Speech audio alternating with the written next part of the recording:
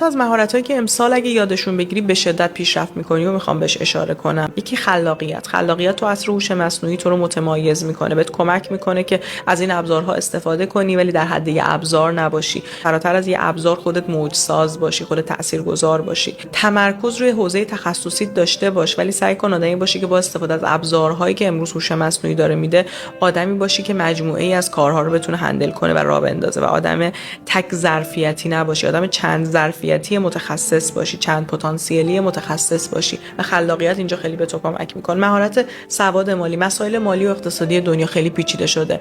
بحث مسائل اقتصادی بحث مربوط به ایران نیست، بحث جهانیه و توی دنیا کلا تحولات عجیبی تو بحث اقتصاد داره شکل میگیره و ما الان توی یک رکود اقتصادی هستیم. این موضوع جهانیه و بحث سواد مالی خیلی بیشتر از قبل اهمیت داره و پیچیدگی موضوعات مالی خیلی بیشتر شده و سواد مالی رو حتما خیلی جدی بهش بپردازین. مهارت دیگه‌ای که خیلی امسال به شما میتونه کمک بکنه مدیریت اضطرابتونه و هر چی که شما بتونید بهتر رو خودتون متمرکز باشین و اضطراباتون رو مدیریت کنید فرصت‌های بیشتری براتون ایجاد میشه و بهتر میتونید به تمام مواردی که گفتم عمل کنید و برسید.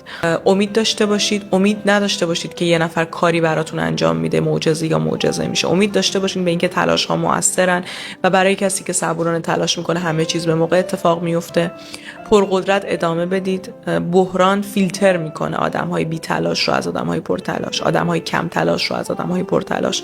از این محبت بحران استفاده کنید و از محدودیت‌ها فرصت بسازید. یادم بچه که بودم داستان‌های آدم‌های موفق رو می‌خوندم، زندگی نامه دانشمندا رو می‌خوندم، بعد دپرس می‌شدم، افسرده می‌شدم، میگفتم من دلم می‌خواد دانشمند شم یا آدم خفن شم. چقدر اینا بچگی سختی داشتن. من بچگیم خیلی بچگی خوب و راحتی بوده و پس حتما من هیچ وقت آدم خفنی نمیشم.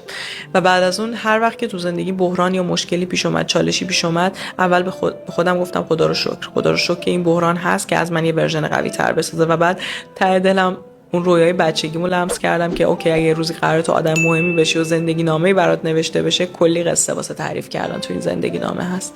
خلاصه اینکه آدمای قوی، آدمای خفن، آدمای تاثیرگذار قصه زندگیشون ماجراهای زیادی داره و نمیشه تو جواهر درونتو شکوفا کنی بدون سختی و چالش. قدر این سختی ها رو بدونید، پرقدرت جلو برید، ادامه بدید، ذهن قوی داشته باشید و به بقیه هم کمک کنید که شمع توی دلشون درونشون خاموش نشه.